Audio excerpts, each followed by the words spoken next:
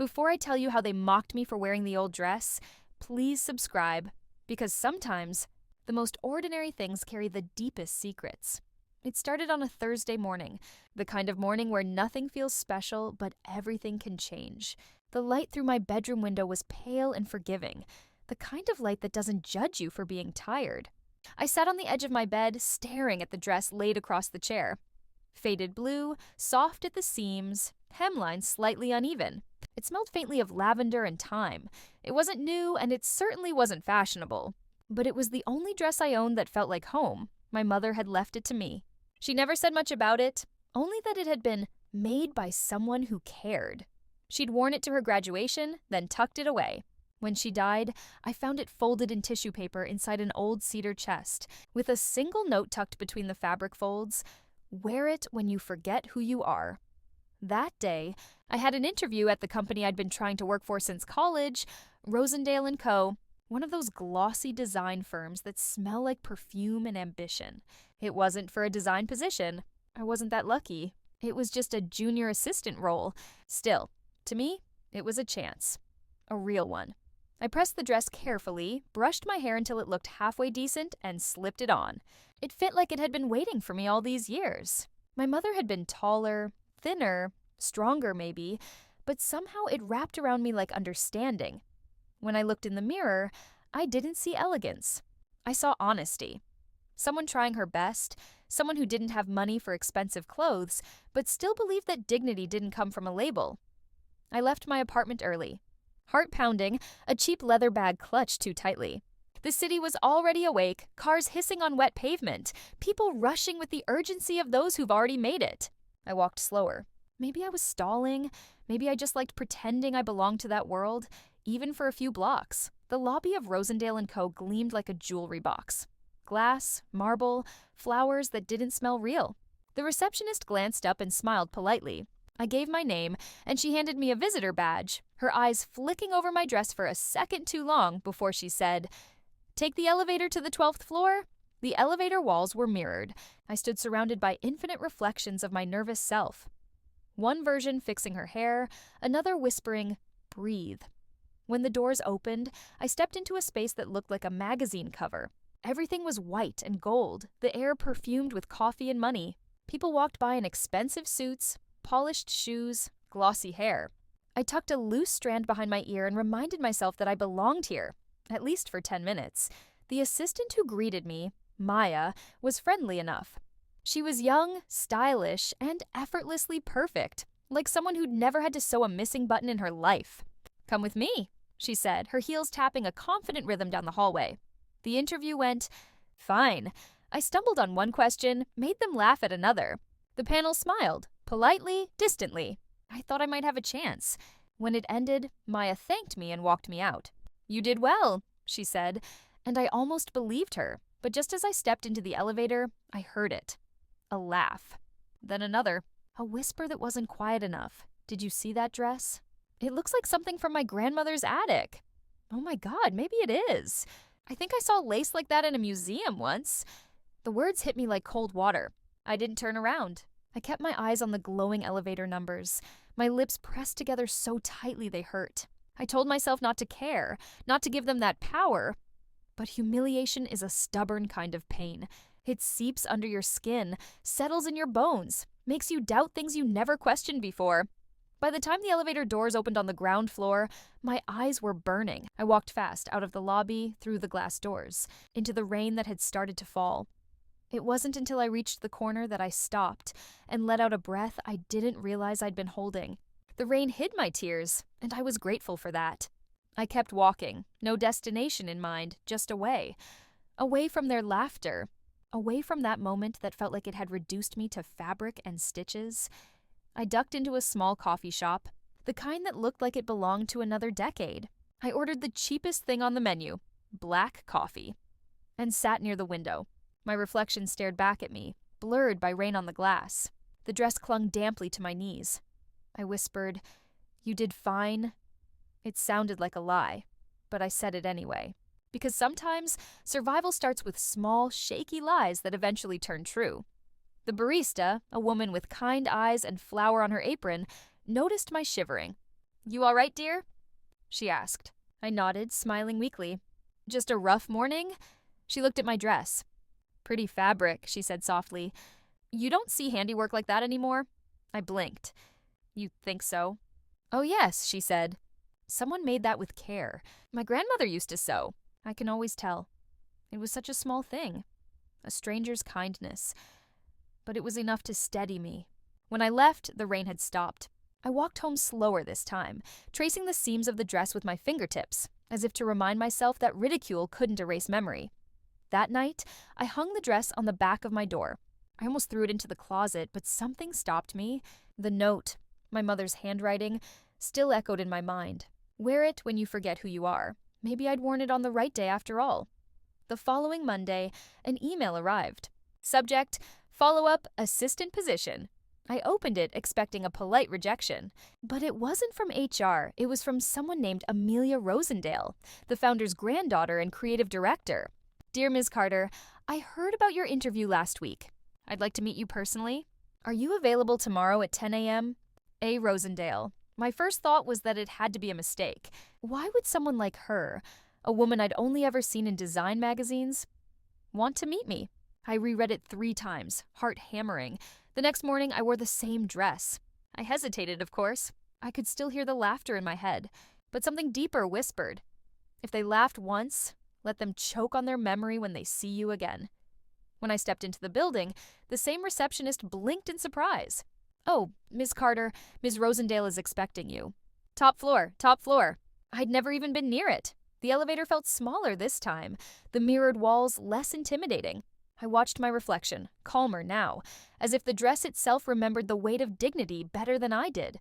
When the doors opened, the air was different, quieter, softer, scented with lilies and leather.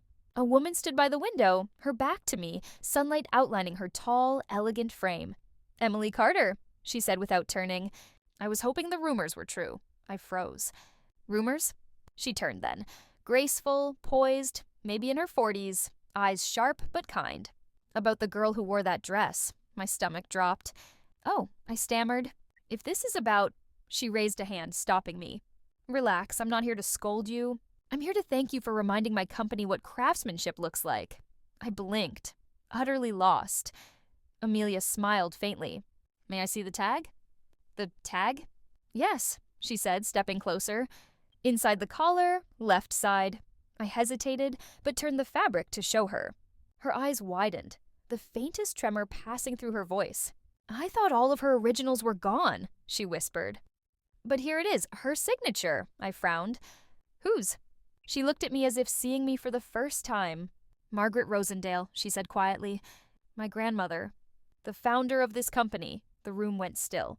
My breath caught. She signed every one of her early handmade pieces in blue ink, Amelia continued. That signature on your tag, it's real. That dress was made by her before Rosendale & Co. even existed. And you wore it here to her company. I couldn't speak. My mind spun back. My mother's words, her note, her quiet smile when she'd once mentioned someone who cared. Amelia's tone softened. Who gave it to you? My mother, I said. She said it was made by a friend. She never said more. Amelia exhaled, eyes glistening. Then your mother must have known her. That dress, it's part of our family's beginning. You wore history, Emily. I felt my knees go weak. I didn't know, she smiled. Most people don't recognize value until it's trending on a runway. But you wore it because it meant something. That's exactly the kind of person I want working here. For a long moment, I couldn't speak. The humiliation, the laughter, the shame, all of it seemed to evaporate under the weight of that revelation. She extended her hand. Welcome to Rosendale & Co., Ms. Carter. My fingers trembled as I took it. Thank you, I whispered. And she added, glancing at the dress again with something like affection. Don't ever call it old again. It's a masterpiece. That night when I got home, I hung the dress on the door again, this time like a crown. I traced the tiny blue signature inside the collar, the one I had never noticed before. My mother must have known. Maybe she'd kept it secret because she wanted me to find it when I was ready, when I'd need it most. I sat by the window and watched the rain return, soft against the glass. I thought about those voices, their laughter, their arrogance, and for the first time, I wasn't angry anymore. I was grateful, because without their cruelty, I never would have discovered the truth. Some things only reveal their worth when others try to diminish it, and that's how the old dress that made them laugh became the very reason they'd remember my name. On my first morning as an actual employee, I stood in front of the mirror and told myself not to overthink the way the building smelled like lilies and leather, or how the lobby echoed with heels that had never met a cracked sidewalk. I didn't wear the blue dress. I couldn't. Not yet. I chose a simple blouse, trousers with a decent crease, and the one pair of shoes that made me stand a little taller without lying about who I was. I tucked the dress into a garment bag and left it hanging on the back of my bedroom door like a promise I wasn't ready to spend. Rosendale & Co. looked different when the receptionist greeted me with, "Welcome back, Ms. Carter," as if I already belonged to the place. Meyer from security handed me a company badge that clicked into place over my heart with a small certainty that felt bigger than it sounded. The elevator ride to the top floor was quieter, calmer. I wasn't here to beg. I was here to work. Amelia's assistant, a soft-spoken man named Jonah with a tattoo of a tiny needle behind his ear, led me down a corridor where the walls held photographs of gowns and women who looked like they'd never doubted their own names. "She's in the archive," he said. "When she's anxious, she hides with the dead," he grimaced. Her words. The archive was a cool, dim room where time had been folded and hung with reverence. Acid-free boxes lined shelves like small white houses. Mannequins stood in patient poses, clothed in eras. I could smell muslin, paper, a hint of starch and dust, the good kind, the kind that means something was cared for. Amelia stood at a big table with gloved hands, bending over a dress that shimmered without moving. Her hair was tucked behind one ear, and she looked like the kind of woman who had learned to carry bad news in a beautiful box. She didn't look up when we entered. "If you ever want to know a company's soul," she said, "count how many stitches they hide versus how many they show." Then she lifted her eyes. "Emily?" Hearing my name in her voice startled me less this time. "Good morning." She nodded toward a stool. "Sit. I'm going to ask you to do something almost rude for your first task. Tell me the truth." She gestured to the dress. This was my grandmother's early work. Everyone in PR insists it should be the centerpiece of our anniversary gala next month. Part of me agrees. Part of me wants to lock it in a cupboard and protect it from flashbulbs and champagne breath. "What do you see?" I moved closer, cautious, as if approaching someone else's memory. The dress wasn't screaming to be admired, it was whispering to be understood. The seams were hand-finished with a tenderness I recognized from my mother's mending.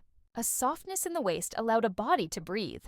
There was dignity in it, a refusal to hurt the person wearing it just to impress the person watching. I felt my throat warm. I see a dress that was made by a woman who'd kissed someone goodbye at a train station and then went home and worked until the hurt turned into beauty. It escaped before I could make it prettier. Amelia's eyes flashed with something complicated. Approval, grief, relief. Good. She handed me a pair of gloves. "Then you'll understand why I need your help choosing what the world gets to see and what stays ours." I spent the morning cataloging pieces with Jonah's quiet instructions and Amelia's restless orbit. Names on tags read like family trees. Margaret's, Elaine's, Rosa's, the occasional initials of a seamstress too shy to claim space. At noon, Jonah disappeared and returned with sandwiches and the kind of coffee that forgives your tiredness. He asked about my apartment, my commute, if I'd figured out the employee door that sticks. He didn't ask about Daniel or laughter in hallways. Apparently, kindness can be specific without being prying. On my way back from the restroom, I passed the glass-walled conference room where two women were laughing. That careful, conspiratorial laugh that makes you want to touch your own hair and check if something's wrong with it. One of them was the assistant who'd walked me out the day of the interview, Maya, still perfect, still moving like she understood light. The other I didn't recognize, sleek blonde ponytail, blazer that could cut paper. She looked toward the hall, clocked me, didn't stop laughing. The hiss under the door wasn't words, just the sound of small knives sharpening themselves on air. I looked away. Not because I was small, but because I had work. That afternoon, Jonah wheeled a rack into the archive and said, "Gala meeting in 30 minutes. PR wants to preview the story." The rack held dresses like paragraphs in different fonts, all trying to say prestige. In the middle hung a ghost. My dress, the faded blue, soft at the seams, humming like a thing that remembered its own beginning. I hadn't told anyone I'd brought it. Amelia raised one eyebrow. You kept it safe? I didn't wear it, I said quickly. I thought it should be, I don't know, seen properly? Authenticated. Conservator will have a look, she said, voice flat with an emotion I couldn't read yet. If it's hers, and it is, we'll protect it until the gala, then decide. She glanced at Jonah. Bring Dr. Salim. Dr. Salim appeared like a polite storm, pockets full of delicate tools, calm that made you want to whisper. She examined the tag, the signature in that faded blue, the hand of the cloth, the bias cut that forgave you for eating cake on a sad day. Early, she murmured. Very early. This was a test garment, refined by someone who already knew what she was doing and wanted to pretend she didn't. The signature is authentic. She looked at me over the frames of her glasses. Who wore it? My mother, I said. It filled a room without shouting. That kind of dress, she said with a small smile. We'll archive it properly today. If Ms. Rosendale wants it displayed later, we'll talk case conditions and lighting. For now, it lives in a box, not a closet. There's a difference between being relieved and being seen. I felt both and then steadied my hands with work. We patted the box, slipped acid-free tissue like prayers between the folds, and rested the dress as carefully as you set down a sleeping child. I wanted to kiss the lid and didn't. Some devotions are best done in your chest where no one can point at them. The gala meeting started with screens full of things I didn't understand. Press lists, donors, brand partners, lighting rigs drawn like space maps. PR used words like narrative arc and earned media and story equity. And I tried not to resent that my entire life had been made into a phrase they only used when it paid. Amelia let them speak without interrupting, then said, We're not exploiting a dress. We're honoring a beginning. Her voice could turn quiet into the loudest thing in a room. Afterwards, she waved me into her office. The windows held a gray city that looked like it needed just one person to forgive it for everything. I'm making you my assistant for the anniversary project, she said. Temporary title, permanent trust. You'll interface with the archive and Dr. Salim. You'll also help me vet what we loan to the museum and what never leaves the building. I blinked. Thank you. I won't pretend I know what interface means yet. It means you'll be honest with me when I'm about to do something stupid because I'm sentimental. She leaned back. And you'll attend the gala, wear something you love. I won't stop you if that's the blue dress, but if you do, we'll set security on you like a priceless painting. I laughed, the kind of laugh that fixes a bolt in a wall. I'll wear shoes I can run in. Good, she said. Then softer, there's something else. My grandmother kept notebooks. I can't find the one from the year this dress was made. If your mother knew her, there might be a thread we can pull. Think about what you remember. I didn't remember much. My mother had liked to tell stories that started in the middle and ended before the end, as if the beginning and the conclusion were private rooms she didn't want to share. But that night, back in my apartment, I pulled down the cedar chest where the dress had slept for years and ran my fingers along the grooves in the wood. Beneath the tissue I found nothing. Just empty air that suddenly felt like a gap in memory. I checked the lining of the chest. The false bottom I had always assumed was just poorly made. A corner lifted. My breath stuttered. I slid a nail under and eased up a panel of wood that wasn't supposed to move. A small envelope lay inside, yellow with time. My name wasn't on it. 2 words were, for M. The handwriting was my mother's.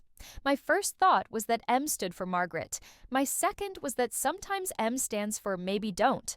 I opened it because grief has a warrant that never expires. Inside was a folded photograph and a thin strip of pattern paper with 4 tiny holes and a line of pencil notes. The photograph was black and white. My mother, younger, standing in a workroom that I recognized from the archive photographs as the original Rosendale studio. Beside her stood a woman with a knotted scarf in her hair and hands that looked more elegant than her clothes. Margaret, I knew somehow, though I had only seen the older versions of her face. The 2 of them were laughing, bodies tilted toward each other in that way women have when they have survived men and winter and still choose to share a bench. On the pattern paper my mother had written, bias eased at waist. M says, kindness is a seam. Show Emily one day. I put the photo down very carefully because if I didn't, it would tremble with me. The room shifted. Childhood air stood up. All those nights my mother had hemmed skirts while the news mumbled about other people's lives. She hadn't just been mending, she'd been remembering. The dress wasn't just a gift. It was a grammar she had hoped I'd learn when the world started speaking to me in ridicule. I brought the envelope to work the next morning and showed it to Amelia in her office. She didn't touch the photo at first, as if it were a sleeping animal. Then she did. And when she saw the scarf, she pressed her lips together. She only wore that when she was nervous, she said, voice thin. On days she needed luck, she pretended was fashion. She looked at the pattern paper and smiled in a way that broke something tender open between us. Kindness is a seam, she repeated. Was my mother? I began, then didn't know the right noun. An employee? A friend? A beginner? Apprentice for a time, Amelia said. The early days were messy. People came and went. Names were scribbled on lunch bags and sometimes forgotten. But if your mother was there, I'll find her. Or rather, she's just found us. There are kindnesses that land like gifts, and kindnesses that land like doors opening to rooms you didn't realize you owned. This was both. She called Jonah. We scanned the photo. Dr. Salim advised on storage. The archive swallowed a new secret and made space for it. The rest of the week was work. Lists and late coffees, donor calls, mock-ups of vitrines where cloth would float like breath. I carried boxes I was too careful to be graceful with. I learned how to unfold without creasing, and how to put my hands behind my back when I was tempted to touch beauty I hadn't earned yet. In the elevator, people began to nod at me the way people nod at weather. Not friendly, but acknowledging you exist and can't be negotiated with. On Friday afternoon, an all-hands meeting gathered us in the atrium under a chandelier made of glass that looked like rain pausing above our heads. PR did their slideshow. The CFO did his numbers with the tension of a man who thinks money is a ghost that needs to be frightened into staying. Then Amelia took the mic and told a 2-minute story about a signature in blue ink and a woman who wore a dress because it felt like home. She did not say my name. She didn't have to. Some people in the room looked at me. Some didn't. Maya looked at the floor. The sleek blonde did not blink. After in the thrum of dispersing bodies, the blonde found me by the water cooler and smiled in a way that made the muscles in my shoulders go defensive. You must be Emily, she said. I'm Tessa, PR director. Her voice did that thing where praise sounds like a warning. Brave of you to wear authenticity. Our audience eats that. It wasn't a strategy, I said. Of course, she purred. All the best strategies look like accidents. She touched my arm lightly as if closing a sale. Listen, about the gala, there's a pre-event for VIPs. Small group, intimate. People who write checks. Amelia will be dragged 100 directions. I'll need someone with the story to circulate. To humanize our legacy. You're comfortable with that, yes? No, I thought. If Amelia needs me, I'll be there, I said, which wasn't the same answer but was the only one I owned. Her smile thinned. Lovely. She stepped closer, too close. And a little advice from someone who's worn this building longer than most shoes. Stories end. Companies remain. Keep that in mind when you're choosing loyalties. I couldn't help it. I laughed, quiet and true. I'm not a rival, Tessa. I'm an assistant. Nobody's just anything, she said, the words snapping like ice, and left the way important people leave. Slow enough for you to watch, quick enough for you to miss your comeback. That night, my body remembered exhaustion, as if it was a language I'd learned in childhood. I went home and slept dreamless, which is its own kind of mercy. On Saturday, I cleaned. On Sunday, I ironed a silk blouse I'd found secondhand and thought about shoes. On Monday morning, an invitation appeared in my inbox with flourish fonts and a subject line that felt like a dare. Anniversary Gala. Personal invite. It listed my name as Assistant, Archive, and Legacy. I stared at the ampersand. It looked like a small bridge with a river under it. In the days that followed, the dress we'd boxed became an absence that filled rooms. Decisions made themselves. Lighting that whispered rather than shouted. Glass that didn't reflect cameras back into faces. Labels that used the word workroom instead of atelier because Margaret had chosen the smaller word. Amelia had a fight with Tessa about that which she won by way of a raised eyebrow and a sentence I want to remember forever. We are not renaming dignity. 2 nights before the gala, I stayed late to finalize the list of pieces loaned to the museum. The building gets a particular quiet after 9, like a ship out at sea. The cleaners hum a hymn of their own. The security lights make triangles on the floor. I was packing tissue around a soft shoulder when I heard a sound that wasn't the building. A breath, quick and wrong, and then the scrape of something metal against something it shouldn't touch. "Hello?" I called, which is naive, but also human. Silence. Then a soft footfall in the corridor that leads not to the bathrooms or the stairs, but to the room where we had locked the blue dress. I moved without thinking, my body choosing its own loyalty. In the hallway, the glass door showed me my reflection and a second shape behind it, a shadow ahead, moving with the caution of someone who believes they deserve to be where they aren't. "You're not supposed to be here," I said, louder now, hoping my voice would decide to be brave before I had to be. The shadow turned into a person when the security light caught their cheekbone. Not a stranger, not a thief in a ski mask, but someone in a staff lanyard with a keycard lifted like a confession. Maya, she froze when she saw me. "Emily," she said, breath thin. I was just what? The words came out cleaner than I felt.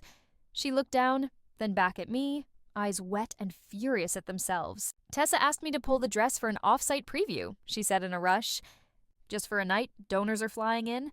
She said there wasn't time to clear the paperwork. My mouth went dry. "There's always time to clear the paperwork." She said if I didn't do it, she'd remember that I don't belong here. The last words cracked, and suddenly I recognized the shape of her fear because I'd seen it in mirrors my whole life. Her perfection hadn't protected her. It had just made her more valuable to people who liked to move pieces on boards. "We're going to put the key back," I said, calm because panic is a fire that burns the wrong walls down. "And then we're going to call Jonah and Amelia and tell the truth before the building does it for us." Maya's shoulders dropped as if I'd cut a string that had been holding her in the wrong position. She nodded, a choked little sound escaping like a bird. We walked together to the cabinet. The lock hung obediently.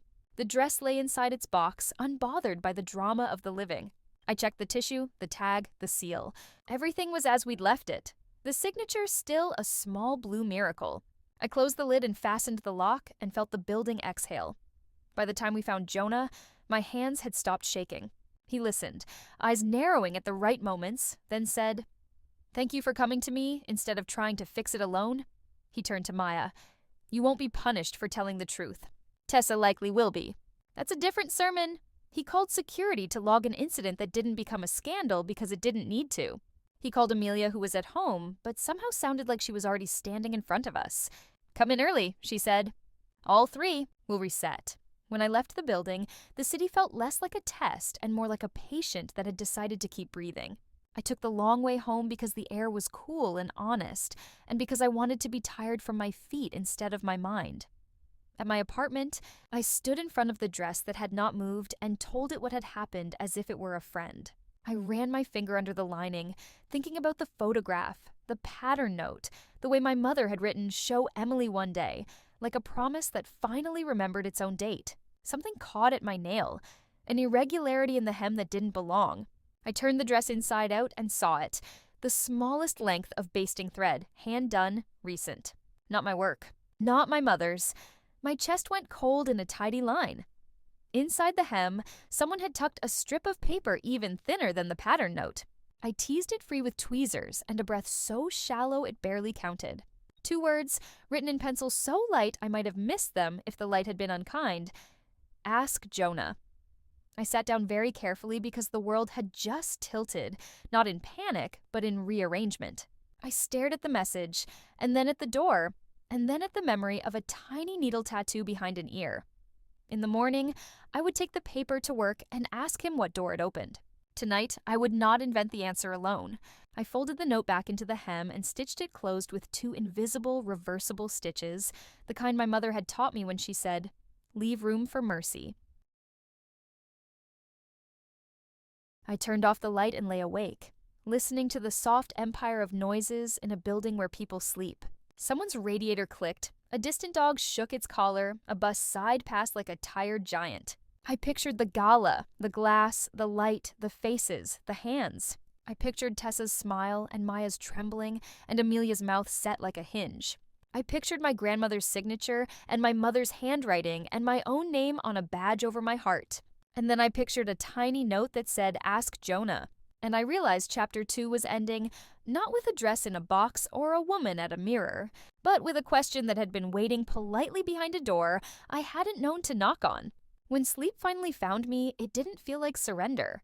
It felt like stepping onto a platform where the train hadn't arrived yet, and understanding, finally, that I was the one who chose the destination. Morning came too early, pale light crawling across the ceiling like a question I hadn't answered. I dressed in the quiet, brushed my hair, and slipped the folded note into my pocket. Ask Jonah. 2 words that felt heavier than most full sentences. By the time I reached the building, my heart was drumming faster than the elevator. Jonah was already at his desk, sleeves rolled up, typing with the rhythm of someone who didn't need to look at the keys. The tiny needle tattoo peeked from behind his ear. "Morning," I said. He smiled, easy. "You look like you didn't sleep." "I didn't," I admitted. "I found something." That made him stop. His fingers hovered over the keyboard. "Something?"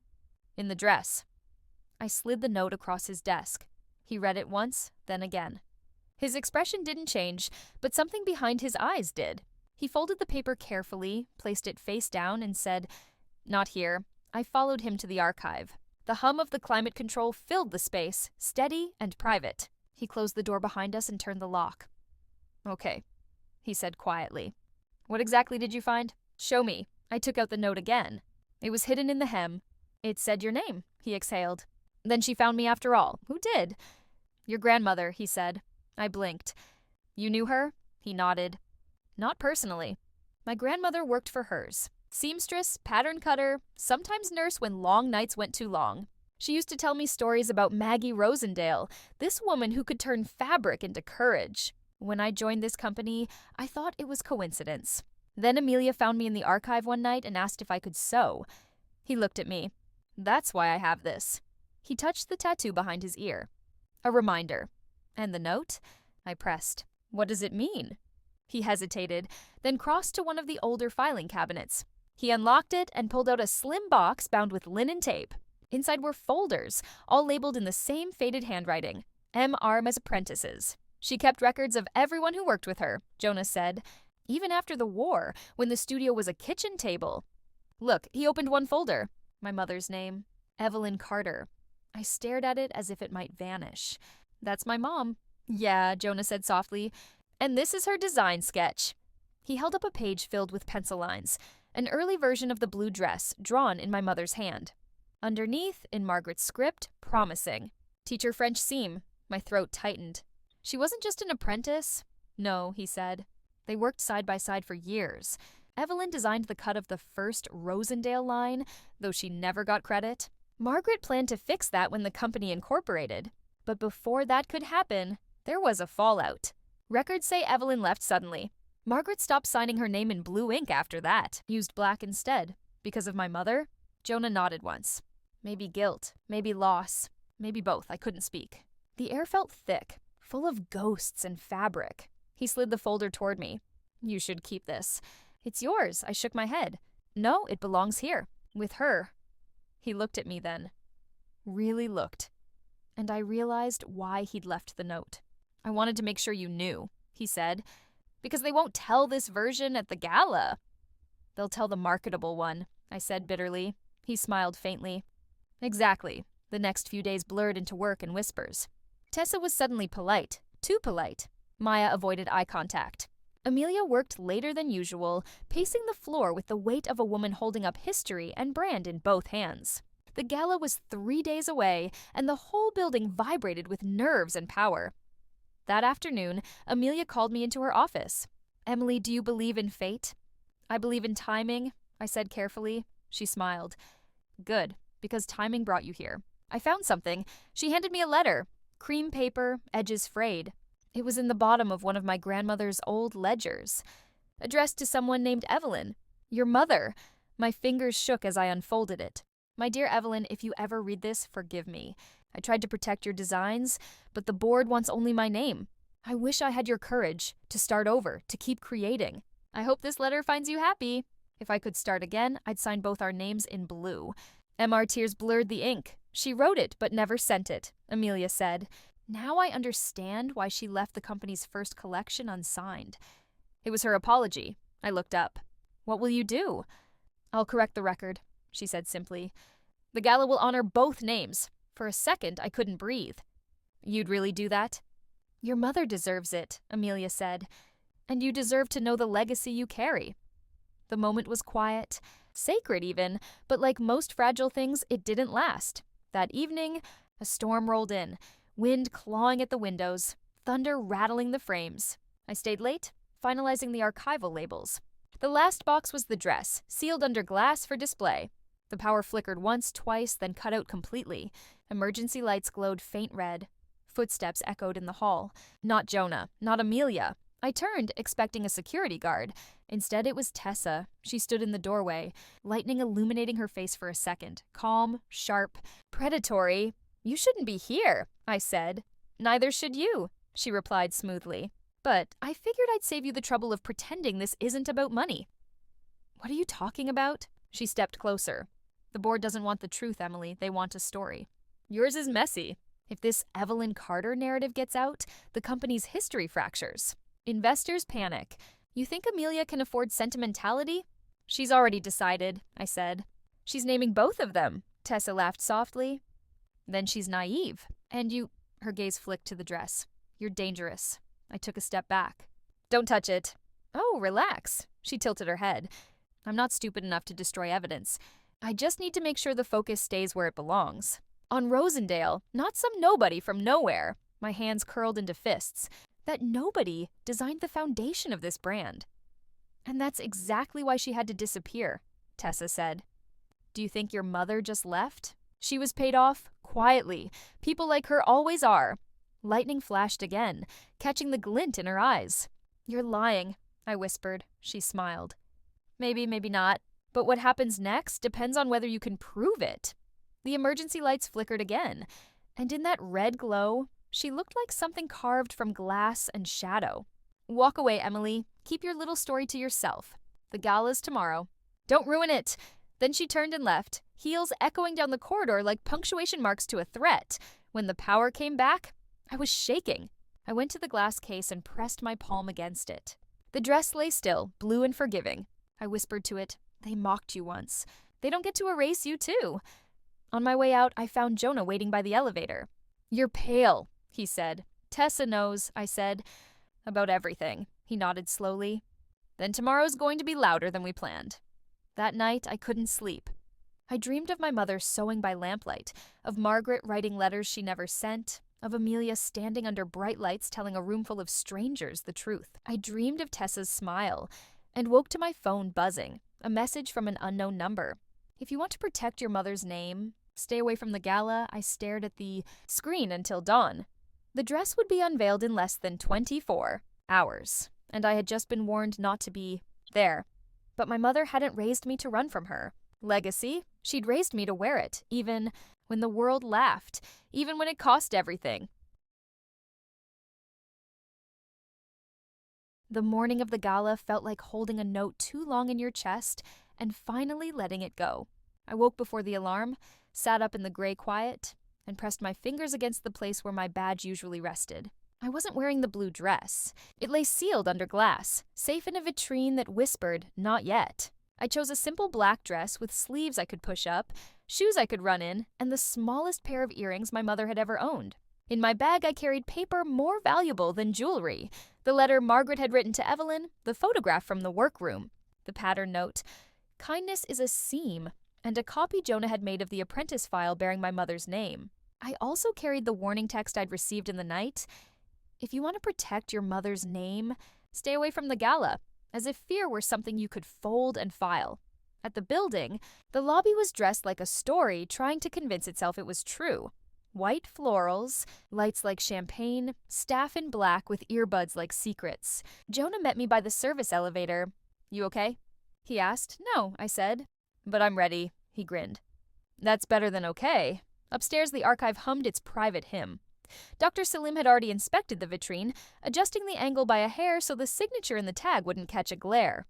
"It's not about seeing it," she said, eyes soft. "It's about letting it be seen."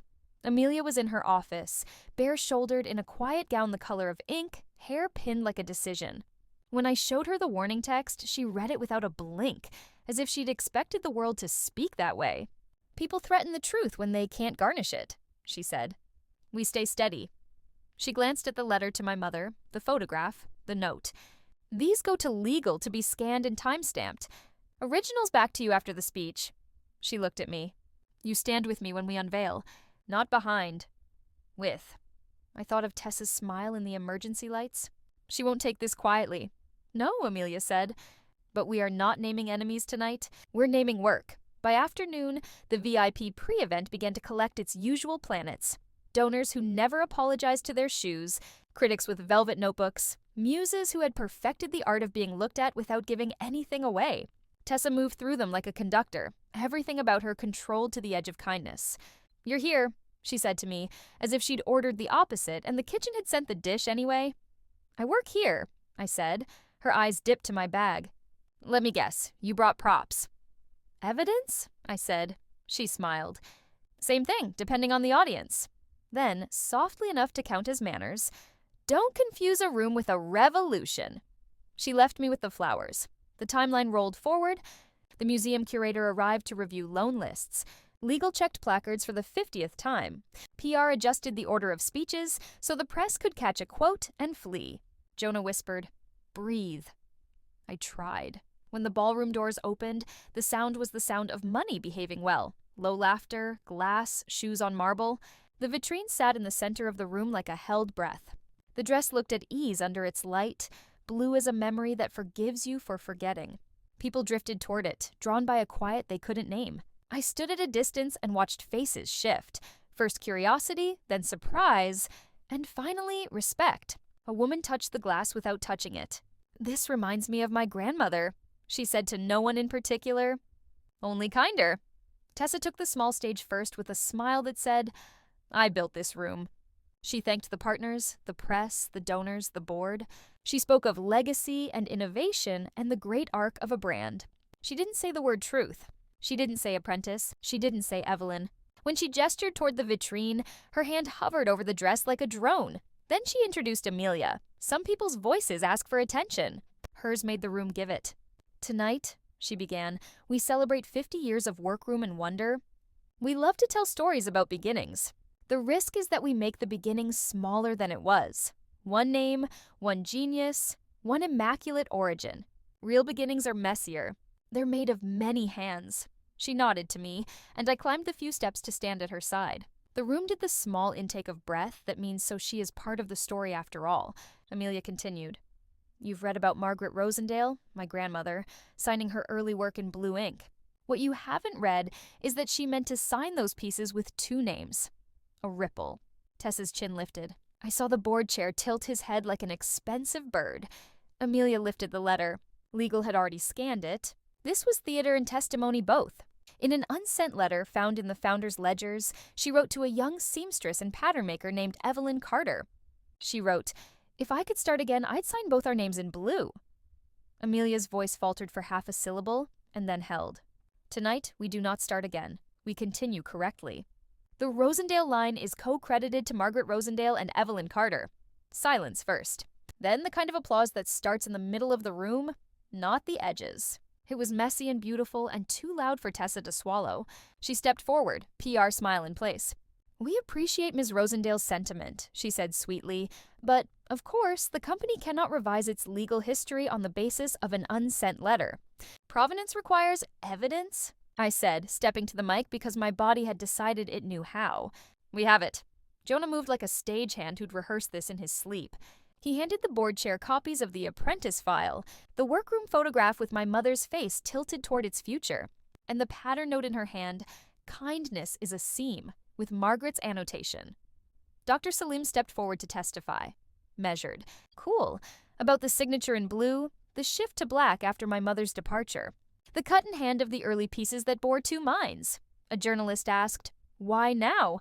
And Amelia said, Because we found what we needed to be brave. The board chair conferred with legal, the way people talk when the air is mostly optics. He returned to the mic and said the sentence I will always remember him for. The board recognizes the founder's intent and the supporting evidentiary record. Effective immediately, our archives, museum loans, and public materials will reflect Rosendale Carter for the inaugural line. We will also endow an apprenticeship in Evelyn Carter's name. There it was. Not mercy, correction. The room exhaled. Hands rose, cameras clicked. Donors smiled the way donors do when history aligns with heroism and doesn't cost too much. I looked for Jonah. He gave me a thumbs up small enough to hide behind a cuff. I looked for Maya. She was crying in the way that leaves mascara intact. I looked for Tessa.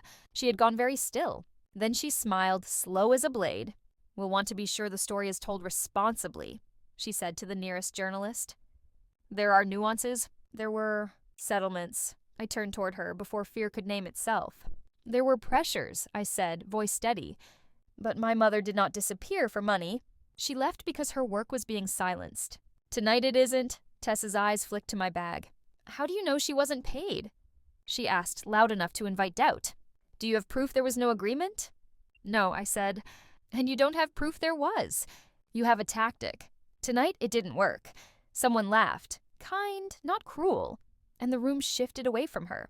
The board chair, sensing where public virtue lived, leaned into the new weather. "We'll review all records," he said. "Transparency is not a threat to legacy. It's its spine." The unveiling itself was quiet. Amelia and I stepped down together, and the vitrine's light warmed by a degree I could feel on my face. People approached in ones and twos, reading the small placard where two names sat side by side.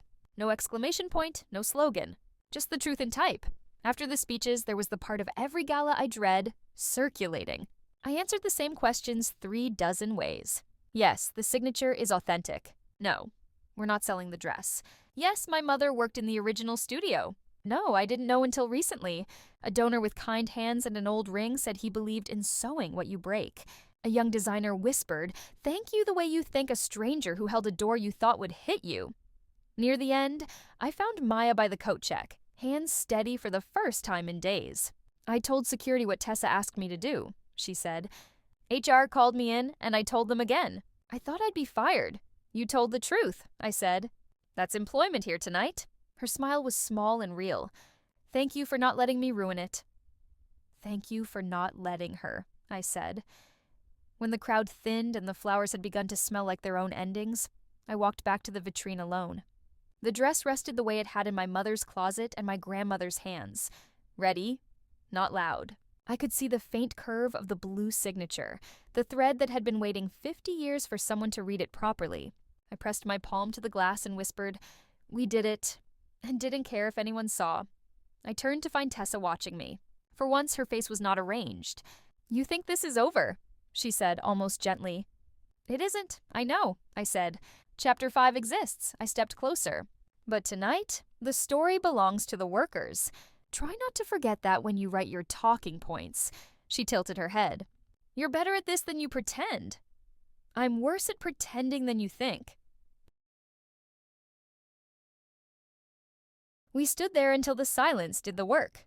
Then she walked away, and I let her. In Amelia's office, she poured 2 fingers of something aged and honest into white teacups. "To the seam," she said. We clinked ceramic. The room finally felt like a place where air could rest. "I keep thinking about the warning text," I said. "Whoever sent it knew they were going to try something." "They did try," Amelia said. "And we answered with light." She looked at me. "You were brave, not performative." "That's rarer than the dress." On my way out, I stopped by the archive to make sure the lock sat right against the door. Jonah was there, labeling a box in the small handwriting of a careful person. I showed him the message tucked back into the hem, "Ask Jonah," and he smiled at it like a child's drawing on a fridge. "I didn't plant it," he said, "before you give me too much credit." "I think your mother did." "She couldn't have," I said automatically, then felt the word splinter in my mouth. Couldn't. "Unless she left it for me to find later." "She knew you'd look where others wouldn't," he said. "That's a kind of inheritance, too." I left the building with the city softened under midnight. The rain had started, real rain, not gloss, washing the last of the heat from the stones. I walked without my umbrella, head tipped back, feeling clean in a way that had nothing to do with weather. At my apartment, I hung up the black dress and took the old photograph from my bag. My mother's smile was the smile of someone mid-laughter, like she'd been caught trusting the world. I set the photo beside the pattern note, and the two looked right together. When I finally lay down, sleep came as if it had been waiting at the door with flowers. Just before it took me, I thought of the post office box Jonathan had mentioned weeks ago, still lingering at the edge of my to-do list. Tomorrow I would go. If there were letters there, I'd read them. If there were none, I would still go, because showing up is part of love. The gala had given my mother her name back in public. Chapter 5 would have to give her peace in private. And somewhere between those two things, I would have to choose how to wear my life so it didn't scratch anyone else's skin.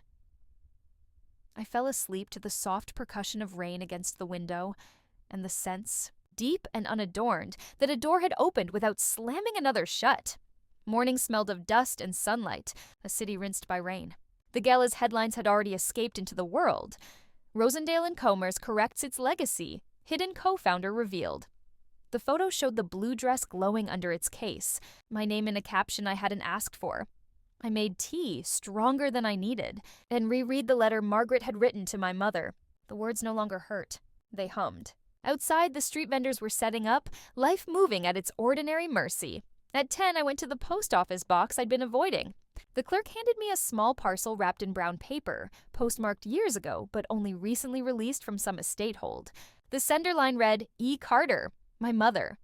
Inside was a notebook bound in faded blue cloth. On the first page, she'd written, "If you find this, it means the world finally wants to listen. Don't let them call it fashion."